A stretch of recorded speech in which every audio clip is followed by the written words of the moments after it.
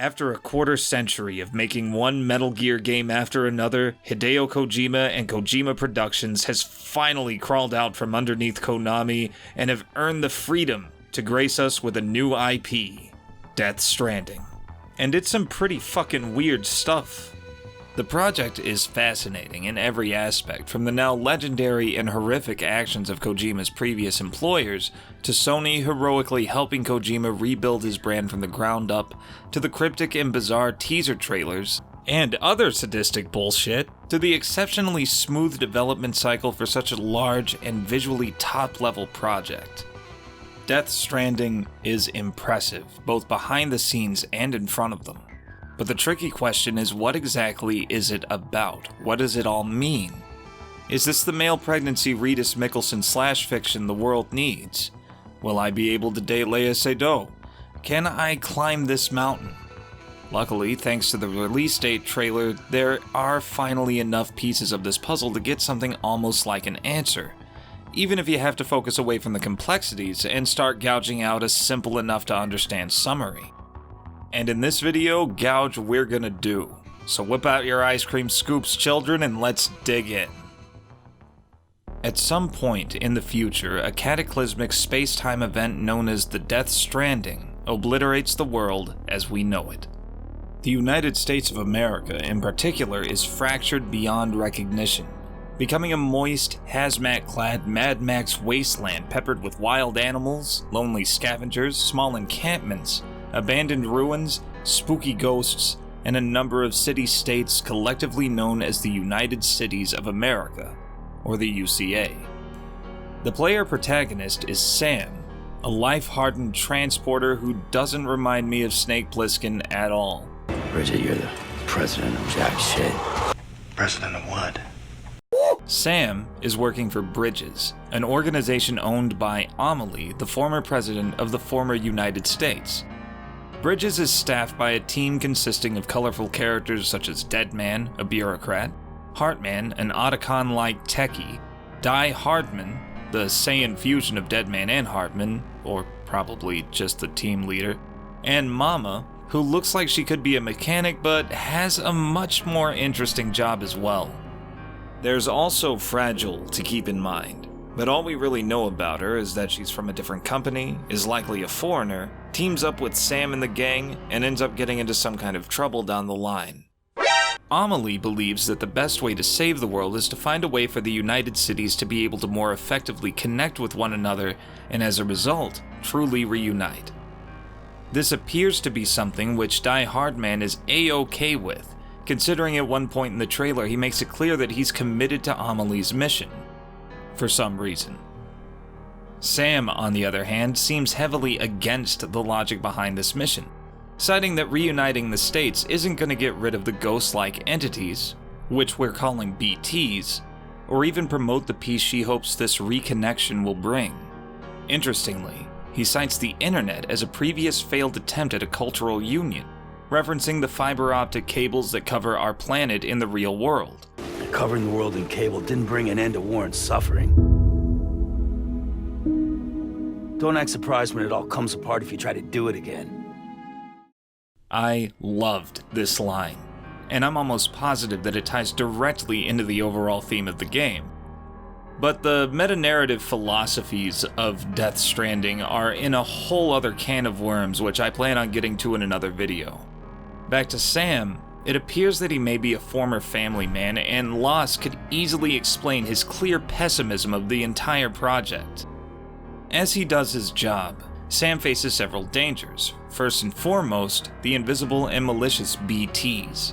These things are ethereal, Lovecraftian monstrosities, likely left over from Kojima's previous project Silent Hills, and we see these monsters plodding along with their greasy, invisible hands from the very first trailer all the way up to the date reveal. Sam and other porters have their own defenses against these things, ranging from simply holding their breath and hiding, to tear-jerking chiral allergies that flare up when BTs are nearby, to, most vitally, bridge babies, or BBs. Without a BB in your arsenal, you cannot see or detect the BTs and are effectively fucked. But that doesn't mean everybody's comfortable with using them. Makes me feel like shit every time.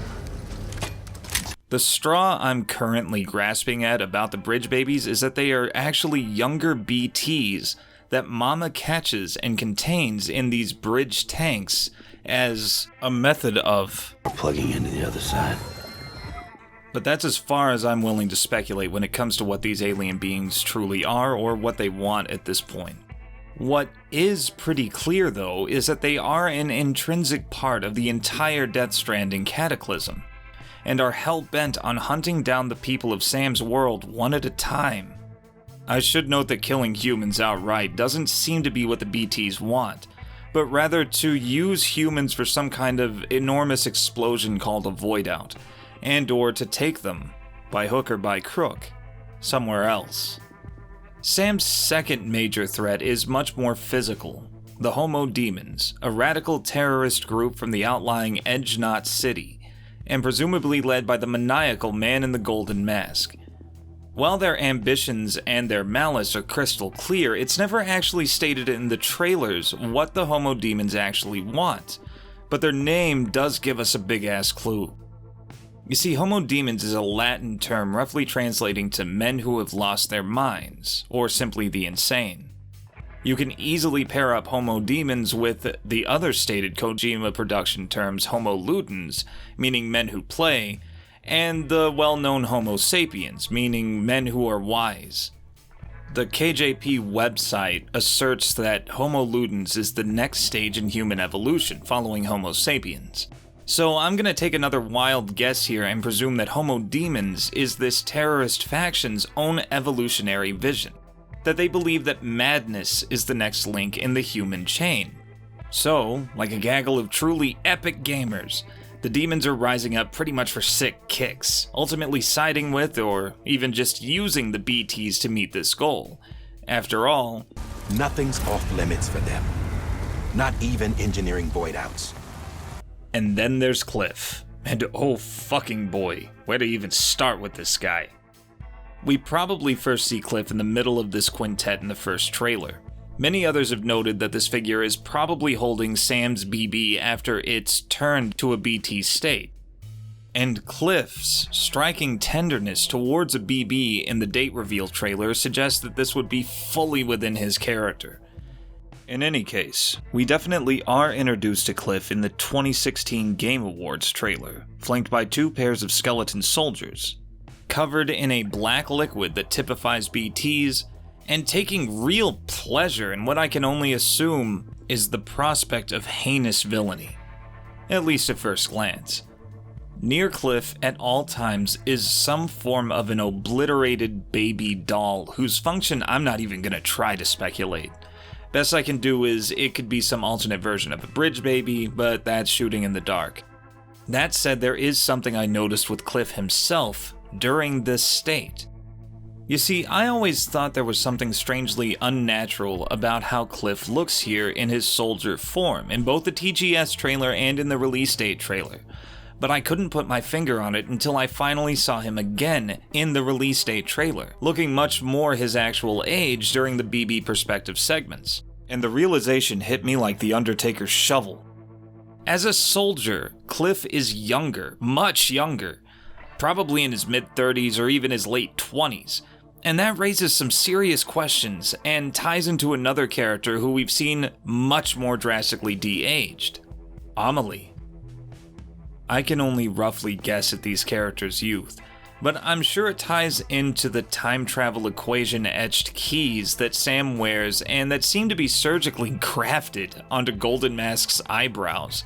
In whatever method, this older Cliff, whose goal in life is to protect this bridge baby, is the present-day Cliff, or the Cliff of a nearer past. Further back is Cliff the Soldier, a cold-blooded killer who loves the battlefield. Soldier Cliff, like past Amelie, seems to have a very hazy connection to the real world, but absolutely thrives in the other side. But what is the other side? I think we've actually seen it already, and it introduces itself in the release date trailer as Hades. It's implied that this is where Sam is dragged off to in the same trailer. Unlike the more natural, sparse real world, the other side is a war-torn, dimensionally ravaged realm of madness, where soldiers of various wars seem to be locked into an endless state of conflict. Looking at it, this other world reminds me of a twisted Valhalla, a land of the dead where chaos reigns. But how do all these factions, all these characters, all these locations play out? How does Death Stranding form into a compelling game experience? This is a good question, and the release date trailer does a hell of a job in showing us small snippets of what we'll be doing. The simplest, most bare-bones object of Death Stranding seems to be safely transporting goods, equipment, and even people across a vast and dangerous no-man's land claimed by nature, BTs, and the Timefall, a rainstorm that rapidly ages anything it touches. As you travel across this enormous and intriguingly varied landscape, you have to watch for bandits, signs of BT activity, possibly referenced by the black strands reaching for the sky, and my favorite, the weather system itself. And you almost never see that in an open world game, where the rain really makes a difference to what's going to happen in the game. It's something I'm really excited to see. It's also implied that there are survival elements to keep in mind that are fairly realistic to hiking and mountaineering. And it's possible that you have to watch out for basic travel hazards like injury, disrepair, possibly even hunger.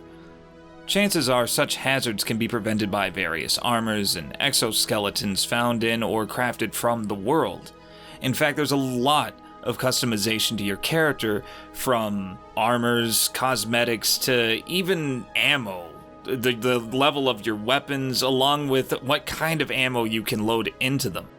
I'm really excited about this because it really nails down that this isn't going to be just a walking simulator, that this is a very deep combat system, which is really cool, and it reminds me of the good days of Metal Gear. Climbing isn't as simple as jumping around like an idiot or riding your horse sideways either. Among other things, I'm sure you'll have a collapsible ladder and rappel rope, both of which can possibly be upgraded as well. And you seem to even have an upgradable motorcycle, which likely needs its own maintenance in the harsh terrain. The entire travel aspect of Death Stranding looks like a much more fleshed out version of Metal Gear Solid 3's survival system, combined with the exploration elements and scale of Metal Gear Solid 5. Death Stranding, like I said though, isn't just a walking simulator. There is danger around every corner, and thankfully Sam does know the basics of CQC. He also knows the basics of whacking the shit out of people with a briefcase. Our introduction to combat pits Sam against a group of yellow-clad enemies who Die Hardman implies are so small-time that he seems a little surprised that they even knew about the dangers of BTs. Even they know better than to mess with BTs. The only readable logo attached to these goons is the word ceramic, written on their packs. I don't think this is a name of an organization, more likely it's just what their packs are made of.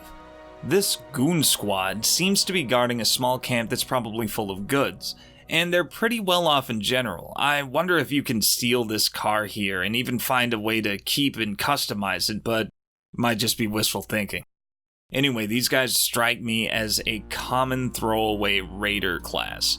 There might be a name to them, but I don't think it's Ceramic. I don't think anybody would name their gang Ceramic. That just sounds stupid, even for a guy who calls a character Die Hardman.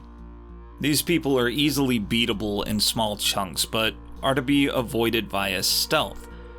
The BTs, on the other hand, you don't want seeing you at all, and sneaking around them is a huge requirement, which sucks because they can attack at any time, in any terrain, even during a heated battle. What is interesting though is what might happen when you do get caught and consumed by these things.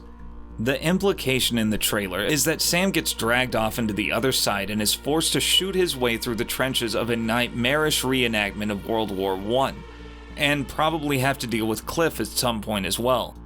Making it to the end of an other side segment probably just wakes Sam up no worse for wear, But dying in this place very likely leads to a void out, which according to reports will permanently replace the section of the map you were caught in with a gigantic crater. This feature opens up a world of possibilities. For example, voiding out of a difficult area could make the game progress much more easily, but at the cost of loot and even story development. Hell, it could even change the ending if you void out the wrong area or just void out enough times. It's going to be fun as hell to mess with, and if done right, could be a game changer for a AAA open world project like this. Kojima's iconic boss designs are also making a hell of a comeback in this game. A surprise teaser during the Tokyo Game Show 2018 focused on the man in the golden mask, and a particularly large BT that we have to play hide and seek with, at least to start. The release date trailer has shown us that Cliff is at the very kindest a sympathetic antagonist, at worst a sadistic psychopath, and in every case a late or even endgame boss. And then there's this even bigger, more Godzilla-ish BT stomping holes in the street, and to top all that off is the giant tentacle shark BT in the Japanese language version of the release trailer. It feels like there's more antagonistic variety in Death Stranding than in Metal Gear Solid 5, which makes a lot of sense considering that Death Stranding is a game that Kojima got to actually finish, where MGSV wasn't. In fact, this entire game feels like something of a redo of various concepts from Metal Gear 5, peppered with multi-dimensional horror elements that you'd find in a game like Silent Hill, both of which were cut tragically short during development. And as a very big cherry on top, all of this is from the perspective of an entirely new story, something Kojima hasn't been able to tell since 1994, which is 25 years ago. And the story, and how the story unfolds, is the most interesting and most intriguing part of Death Stranding for me. And its direction leads me to one last thought. How is Death Stranding going to end? Remember that Sam doesn't agree with Amelie's plan to reunite America through reconnection. And this paves the way to something that Kojima has only very briefly brushed on before: multiple endings. If this turns out to be true, I'd love to see how the man himself handles such a tricky subject, and I know that if he goes this route, he'll put his own meta-narrative spin on it. And then there's the elephant in the room. What none of these trailers have shown us is how Kojima's recently patented social strand system works. But it's clear he's adamant that this system will define Death Stranding more than anything else, even to the point where he's claiming that Death Stranding, with this system, will be an entirely new genre, just like how he invented the stealth genre with Metal Gear. And a whole slew of questions pop up in my head like little golden daisies. Will it be something similar to Demon Souls' world tendency system, where the choices of online players culminated in the overall server-wide tone of the game? Or will it be something more direct, with human invasions or even co-op coming into the equation? Or will it be something we have just never seen before? Kojima, as always, is content to keep us guessing, keep us digging, keep us curious, keep us thinking, right to the very end. And on the subject of guessing, of course this is all mostly speculation and inference from an interested outsider. If you agree with most or even all of what I've said here, or if you feel I've made this whole riddle a little less confusing, hit the like and subscribe buttons if you want more. Coming up is my take on what Kojima is telling us as a global culture with Death Stranding. And I have a pretty hefty variety of other content, such as movie and game reviews and analyses, on the drawing board as well. This channel is still largely in a developmental see what sticks stage, so feel free to join me in spitballing on Twitter. I could always use the company. Until next time, this is Alpha Analysis.